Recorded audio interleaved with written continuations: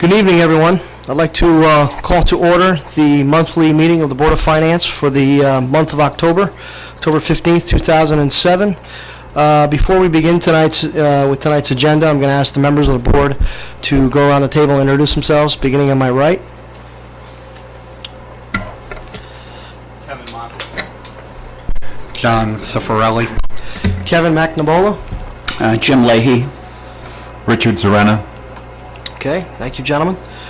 Okay, next item is public participation, and I have Pat O'Sullivan here from the town clerk's office. He's going to give us an update on the upcoming election and the voting machines. Pat?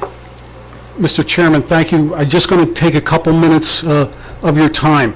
I've been going around to the various boards and commissions for the last few weeks describing the new optical scan voting machines.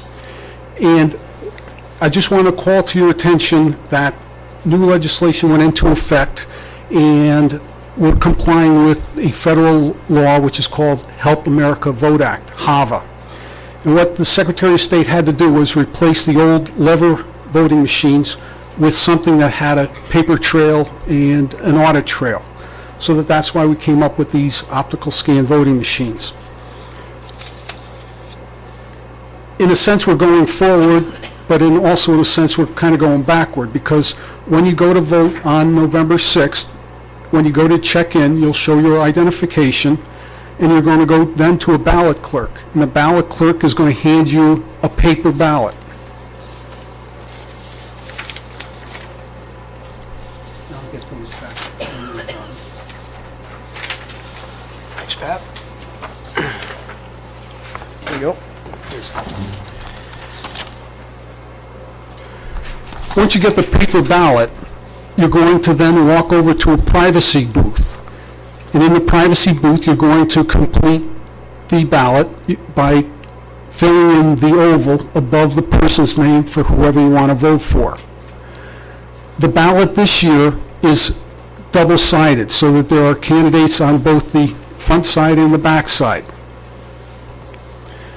Once you vote, you're then going to be given a folder so that it protects your privacy as far as how you vote, your right to a private and secure ballot.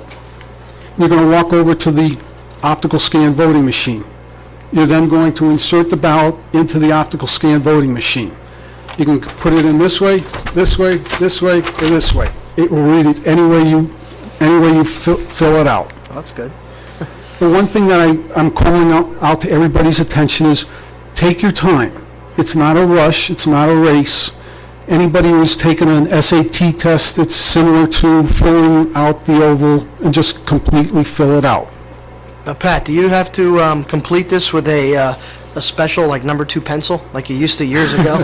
or is it going to be just any random pencil? It's actually, there'll be pens provided in the privacy booth. Okay. So we can read it no matter what you... Okay. That's right. Gotcha. That's right. Hey, Pat, just like the SATs, and that's exactly what I was thinking about, so thank you for the Back to the Future reference. Does the machine kick out when it's, if there happened to be, like you, for constable, you voted both for Michael Patrick Donadeo and Randy Thomas, does it kick it back to you, or No. does it just automatically say you flunked because you filled in too? Good question. And there's other questions like that. I filled in for Randy Thomas, but I didn't fill it in hard enough. You know. In columns 16, 17, and 18, in that particular example, you can vote for any one any four of those 8 potential candidates. Right. You can vote for 1, you can vote for 2, you can vote for 3, you can vote for 4. If you vote for more than 4, then the tabulator will reject the ballot. And there'll be a machine tender to help you through that process if that happens. So that's why we ask that you take your time and follow the directions. Or the machine will reject the ballot and you will know it at that instant? Yes, at Oh, the very okay. instant. Okay. And at that point, you would be given a new ballot. We'll spoil the old one because you've overvoted in that case. Okay. So if you look at columns 2, 3, and 4 for Board of Selectmen, you can vote for any of those 3. In columns 7, 8, and 9, you can vote for any of those 3. But it won't be 10, able 11, to pick 12. up, if, you know how that number 2 pencil, you have to get it all filled in and all that jazz? I mean, it won't, now you're telling me an overage will be a kick-out, which Right. is a good thing. How about it won't pick up the fact that you didn't put it in enough? It is my understanding that the scanning machine will pick up any filling in the oval, any mark in the oval. You will be provided, not special, but you'll be provided felt pens that will completely fill the oval, so that that's easy to do. How about, I mean, this is going to take longer than the other way, right? How about during peak periods? Is there any way actually- you can help? The Secretary of State, and this has been based on information that they've gotten from various other states. The company that the Secretary of State selected has been used in most of New England and other parts of the country. There are going to be 19 or 20 privacy booths in both districts, so that you're going to be checked in, you're going to be given a ballot, you have 19 booths to complete your ballot. And then it's amazing how quickly, once you insert the ballot into the scanning machine, how quickly it accepts it. It then goes into a ballot box that is secure, and those ballots are kept forever, or for 22 months, whatever the federal election laws are. And we have those so that if there's ever a need for an audit, if there's ever a need for a recanvass or a recount, we have the actual documents, where in the past, with the old lever machines, we didn't. We had to reconstruct the election. No, I appreciate that. I'm looking more at bottlenecks, you know, because what I just imagined was it took me about a minute to fill them in, which is beyond making a decision. And 19 Well, think booths about- doesn't feel like a lot. I'm just wondering, Well, think about, Before we had 3 booths. we have Right, we have yeah. 3 voting machines or 4 voting machines, or possibly 5 in each polling have place. 19 in each? We're going to have 19 each in each polling place. So actually, at a point in time, if this is going to be the future of voting, probably, maybe 2, maybe 4, maybe 8 years down the road, it actually could potentially be faster. Yes, yep. But probably not for the first election. Might be able to do it from home. pilot test. If you do have any questions, feel free to call the town clerk's office or the registrar of voters.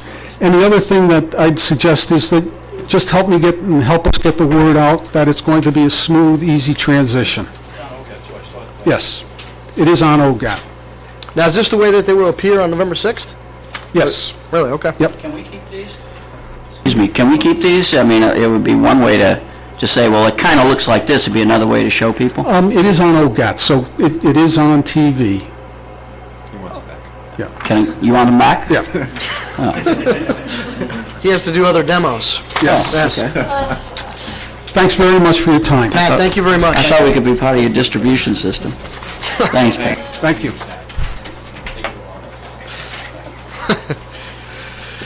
Okay. Moving on to item number 3. We have the discussion and approval of the minutes from the September 17th, last month's meeting. If you gentlemen would take a few minutes just to kind of review and take a look at the minutes and let me know if you have any amendments or changes to the minutes.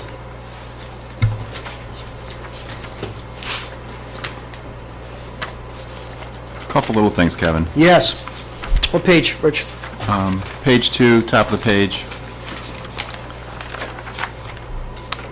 Now, the difference between 293 and 529 was What bullet you on, Rich? right at the top of the page, page 2. Okay. The difference between the two numbers was 235. I don't know if that was were you just rounding it, or because you're anticipating a $225,000, $225,000 would be returned. Right, that was on the expenditure side, right? Right, and I was rounding Okay. and Yep. estimating. Okay, all right.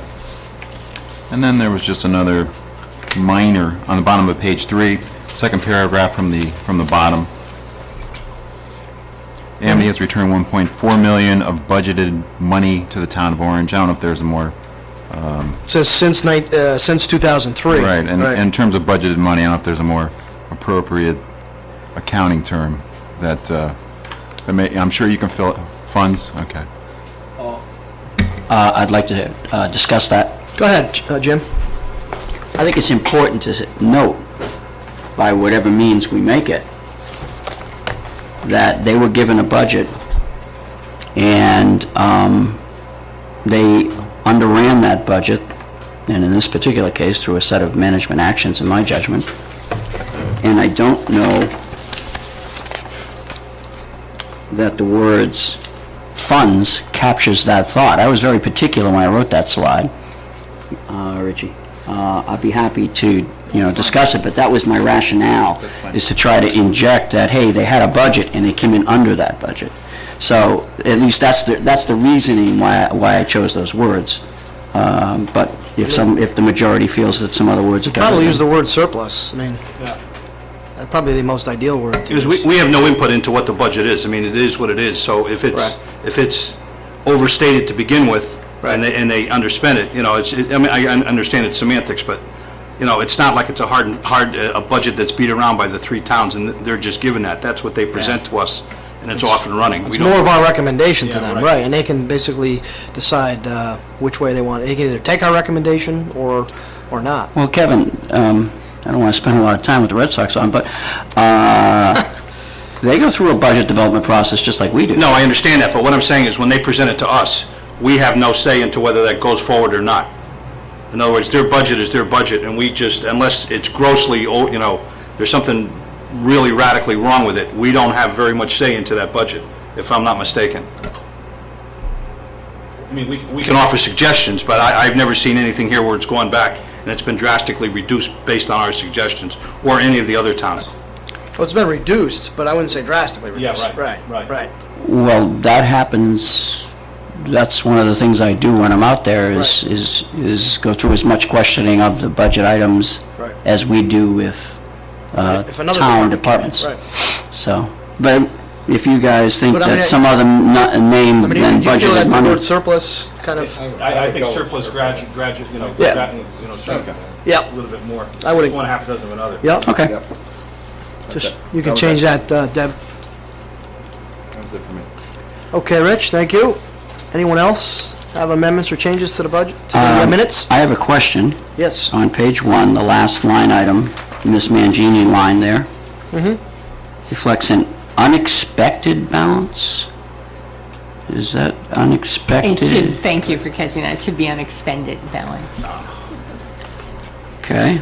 Obviously, there in the middle of page 2, we want to capture that bullet there, Deb. The last one kind of got bent out of shape. You see where it is there? Which Just- bullet? Just above number 6, Deb. You see that bullet? It's off there. Okay, thank you. There you go. The first bullet under item 6, still on page 2. Yep. Second last sentence, it starts with Mr. McNabola. Mr. McNabola would like to see department heads report to the first selectman. I think they already do. So I'm not sure what that sentence... I think what the sentence should say is that Mr. McNamara would like to see the department heads report A projected plan. three-year plan. To the To the first selectman. I think that's a much better statement. How about present to the first selectman instead of report? Okay. Present. And then take out the word with. Yeah, that's Agreed, fine. John?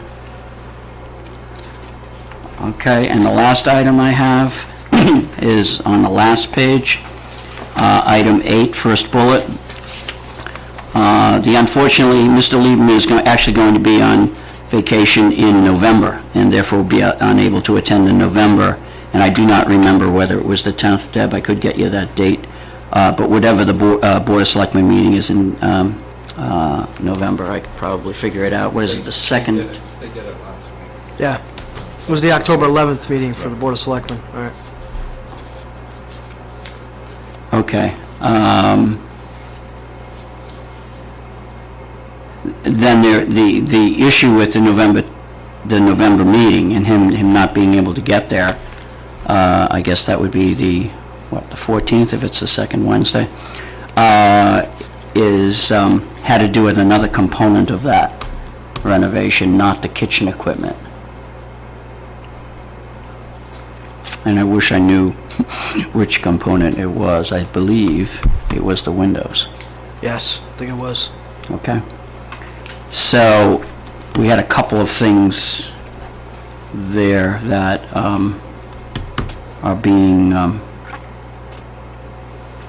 because we don't reference the windows in that bullet there, so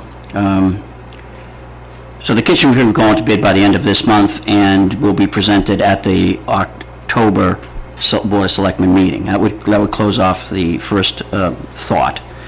Unfortunately, Mr. Lee will be on vacation. I will attend the November meeting, and then take out the word resulting in a delay, and then say to present the plan for the windows repair, I guess, or something like that. Is that, Kevin, Yeah, that covers John, you guys are in that business or something like that? Is that okay? Okay. That's what I got. Okay, Jim, thank you. Anybody else have any amendments or changes to the minutes as read? Rich, your last night, your last chance, babe. No? Yeah. Okay, I'll entertain a motion to accept the minutes with the amendments and changes. First, so moved by Mr. Leahy, second by Mr. Meisenheimer. All those in favor signify by saying aye. Aye. Motion carries unanimously. Thank you. Okay, moving on to item number 4, which is the review and discussion of the current 07-08 revenue and expenditures. Pam has provided us with a summary of that, Pam, and I'll let you start. Thank you. As I indicated in your monthly report, we have completed the first quarter of this fiscal year. However, it still is early in this year for any significant issues, and I think that's a really good thing. Having said that, I did attempt to highlight a couple of areas on the expenditure report that I thought you may question. As far as revenue, I was asked last month with regard to the Inland Wetlands Commission revenue, agency revenue rather, and it's something like 500%, I think, over what was projected. When it was questioned, I think we were 300% over, and now it's 507% collection. And there were 2 significant amounts received within the last couple of months for permits. One was Sunrise Hill Estates, and one was the Farm River property, totaling probably close to $15,000. So that accounts for that revenue line item. Other than those 2 items, I did try to provide you with some backup information on our interest income from our treasurer, as well as the schedule of payments that we make to Amity when I realized that the expenditure report was not accurately reflecting those expenditures at this point. So having said that, I will just open it to questions that you have. Pam, this interest report that Al gave us was pretty good. Are we going to get this every month? Is that your intention? I'd be happy to. He actually provides it to me every month. Normally, it's the same information that's reflected on the revenue report, but I agree, it is a very nice, concise summary, so. Could we ask him to add one other column into this for every Sure. month? The interest rate that he gets on each of these accounts? Certainly. If it's the average, I would assume People's operating account is probably a repurchase overnight. If he could give us just the average of what it was for that month. But for the other ones, if they're fixed or whatever, same thing. Certainly. Thank you. Anybody else? Hey, on this spreadsheet that Al provided this is actually, do you know when he ran this report? This was probably October 5th. Okay. Okay. No, Yeah. I'm sorry, it was October 1st, because what I realized Yep. was that when I ran the report the last day of September, he had not completed all his entries, and Right. that's why it was not reflected, so it was Monday the 1st. Right, okay. Because, yeah, Monday the 1st, these don't reflect the same numbers that are in the 12th report, so. Correct. They're close, but, yeah, there's more interest that actually came in. Yeah, I'm with you, Kevin. I need to have now kind of like a refresher course, and let's go back to the thing here. I'm beginning to actually be able to fight through this pretty well, so thank you, Pam, for Good. working with our antiquated system and doing this. So I'm looking at 036 on the summary of the revenue. It's the Right. third line down, which says we're at 19.69, not 19.7 percent. So we're under what we might expect it to be, right? That's correct, but Okay. that's taking the entire program, treasurer's program, which So now isn't we just go to the interest. entire treasurer's, that's exactly where I'm going. Now we go to the entire treasurer's program, and we look at, okay, if we're running under on average, where in the many accounts are we running under? So I see one of 400,000 that we were expecting, and we got zero. The very first one at the top of Correct. page 2 of 10. Correct. Those actually are Reich and Tang accounts, and we have not yet adjusted for interest. I Okay. believe they're done quarterly. I need to confirm that with Al, which would indicate that the dollar amount should be adjusted, the entry should be adjusted sometime in October. Okay, so you don't have a concern at this point in time? No, not at all. Okay, and the same type of thing with, there are some that are at small percentages, but they're small money, but all the other ones, I guess, none of the data on the TD Bank North has been posted here, right? Yeah, that's what I was just bringing up to Pam, that Yeah. the timing on the reports, they just don't They just don't connect. match up. Which is So okay. it's another month. It's only a timing issue, is all it is. Well, it is, you're absolutely right. It is a timing issue, and I apologize for this revenue report. As I indicated to you in your packets, I realized you did not receive the proper report, and I do make an effort to run all the reports you receive at exactly the same time, because it is definitely a fluid process. Yep. And Al is putting in entries at his station, we're putting in entries at ours, and The numbers are 5 changing minutes daily, later- so, yeah. Yeah, that's exactly it, which really adds to the confusion. And if I could just add one other point, I do sit and go through these reports and compare them to the previous year at the same time. Okay. So when I do have areas of concern, I will certainly share them with you, and I really did not see anything Yeah, year-to-date Right. at this point. yeah, it's too early, yeah. I think if you look on Al's report down here, Yeah, our budgeted number for interest was $1 million, and he's given you his year-to-date total, and that's 29.6%. To be at Right. 25%, so he's almost 5% above his collection. I would just kind of ignore the revenue, this report right now, Right. and use his. well, I accept and understand that, but that line item on the revenue report for treasurer is 1.8 million. So if this only is estimating to get to be 1 million, we still have 800,000 to make sure we're on schedule for. No, that's not correct. No? If you look at all the individual line items on the detailed report, you'll Which I see am. that they are not all interest. Right. In the treasurer's program, there's The cell the cell tower, tower right. fees, there's sewer fund reimbursable accounts, and we even include the use of the general fund. That's So when- exactly why I'm saying I am interested in the treasurer department report, not just the interest on income. Okay, Okay, income from interest. Okay. Component. Follow you. I agree with you, John, in terms of interest, this is much better than fighting through all this, but there's other things on this one. And if I'm going to be using this as my master sheet, Mm-hmm. which I think is a good way, then I just want, now, building inspection, that doesn't concern you? It seems to be, it doesn't, in lieu of the fact that I did compare it to last year, and while we did have a kind of a quiet year last year compared to previous years, I think we're pretty close to on target at this point. It's something that obviously we have to keep an continue eye on. watching. Okay, because both the electrical and the building one were both in the 12 to 15% range. and- Correct. Yeah, okay. That's all I had, Kevin, on the Okay. revenue. Pam, some minor things. Now, is it, now columns that have a original revenue entry of 0, and then you go across, and of course, they're zeroed all the way across. Is this something that's just, it's on there because it was on there last year, and there won't be an entry in it, and it's, so it should be eliminated, or next year it'll be gone? Actually, there's a number of reasons. You may have 0 accounts, and sometimes I actually run the reports and suppress those accounts. Okay. But what often happens, and you can see it, for example, under the town clerk's budget, on page 3, there's a line item that had 0 for the budgeted projected revenue, but yet there has been funds that have been received against Okay. it. But to answer your question, yes, if there's 0 all across, it's because we no longer receive any revenue on that line item.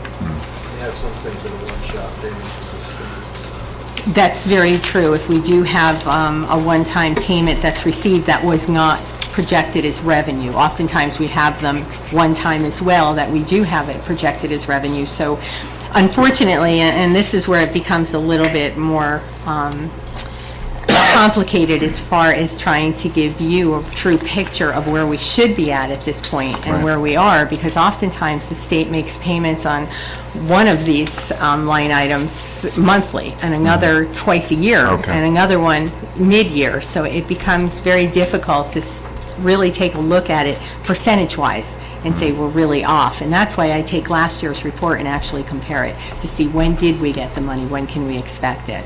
Yeah. We used to do graphs for this type of stuff. We used to graph the revenues on a year-to-date basis to see where we were versus last year. It's not even worth the energy of putting them together because everything is so Exactly. fluid, so.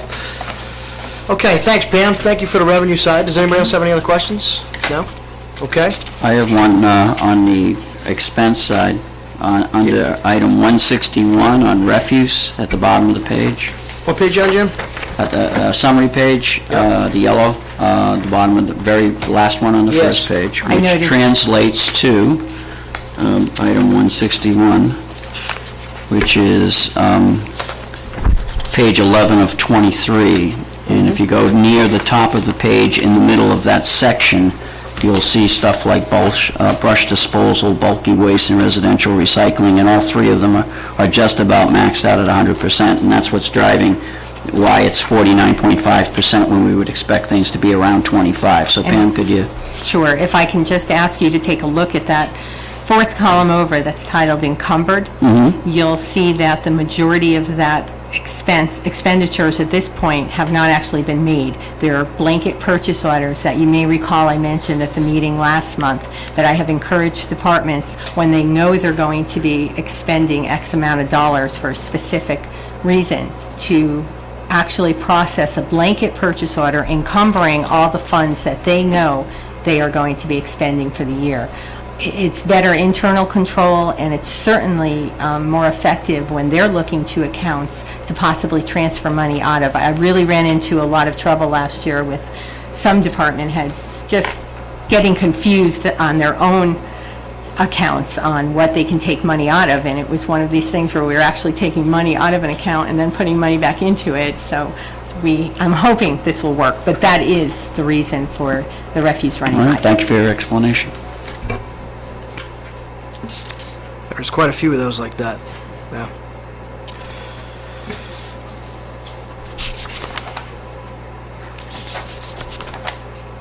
All those POs are not to exceed, too, correct? The blankets? That is So they correct. come for amendments to you when they have to make amendments, if, Absolutely. exactly, so. Okay. Any other questions on the expenditure side? I know there's really not a lot because it's kind of early in the year and, balances are low, so. Anybody? No? I'd just like to commend Pam. It turned out that this was easy to work with. While it wasn't, but it didn't take very long to kind of go from your summary sheet to quickly moving over here. And if we can eliminate some of those zeros there, Richie, that'd be great. I should just mention, too, that in your report, or your memo that I provided to you this month, I did mention that we have had a couple of the demonstrations for the upgraded Phoenix system. And I'll keep you Okay. posted on how we move forward in that, but first step is just to get our server adjusted so that it will accept the SQL software, and I won't go into any detail on any of that because that is not my area of expertise, and I am definitely counting on our IT person to work that out for us. But hopefully the reporting will become clearer as time goes on and will become more efficient. And you met with you had a departmental meeting with the department heads, right? Yes, I did, and I did realize I neglected to include that in my monthly memo, but we had a department head on September 26th, I believe, and I did mention to them that the board is asking for more of an in-depth analysis to support their budget requests. And I did provide them copies of the police department's analysis that was provided to you last year, and did mention that we were considering this best practice. However, I did give Bob Gagney a chance to leave the room before I did that, because he did such an outstanding job, as all of you noted last year, that he set the bar rather high. But honestly, it was received quite positively. I think most of the department heads truly do recognize the value of this exercise. I think it's going to not only assist them in making a better argument for what they need and helping you to understand their needs, but I think it just might open their eyes a little bit more to what the standards of the industry are doing out there in their particular areas. So it was positive. I was pleased. Okay, great. Okay, thank you. Okay, before we adjourn tonight, yes. Yes, Jim.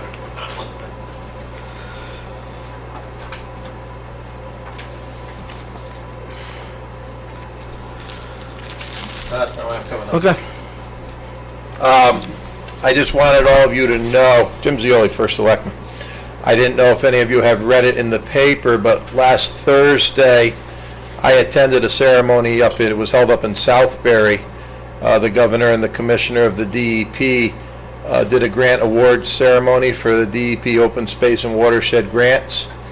And there were 41 grants given out, which totaled over $9.9 million.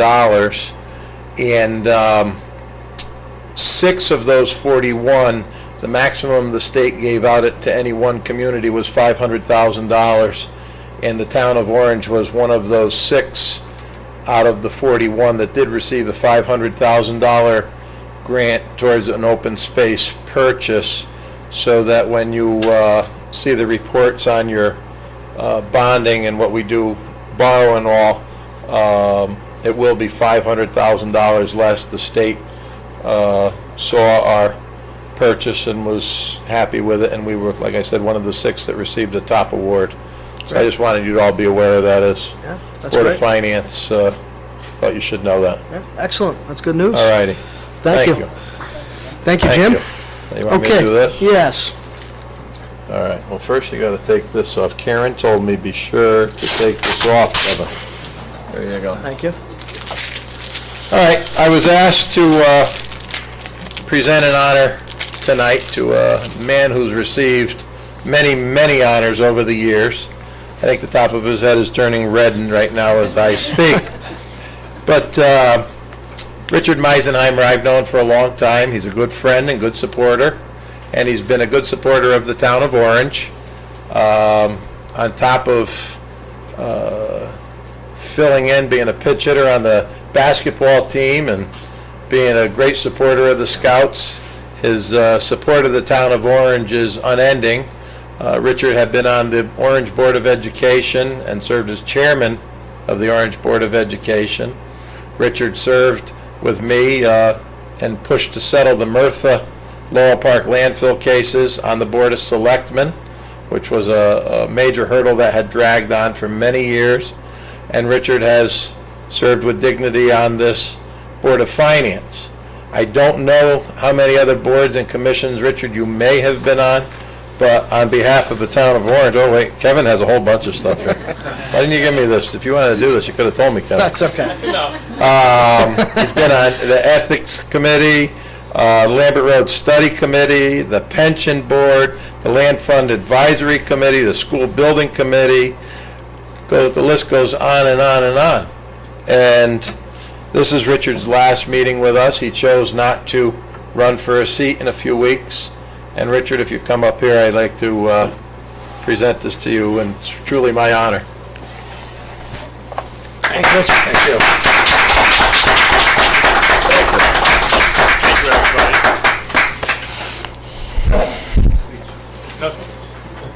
No speech.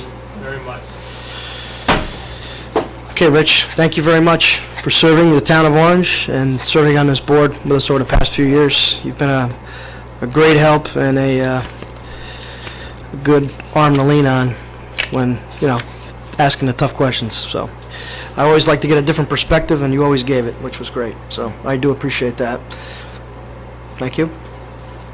My closing comment, it's been a pleasure serving with all of you, and I know the board is in good hands, and to all of you who are running, I wish you the best of luck, and for those of you who are not running, continue with the great progress that we've made. Thank you. Thank you, Rich. Thanks, Rich. Okay, with that, I'll let Rich make a motion. Motion to adjourn. Okay, first by Rich, second. Do I have a second? Second by Mr. Moffett. All those in favor signify by saying aye. Aye. We are adjourned at 8:06. Thank you, gentlemen.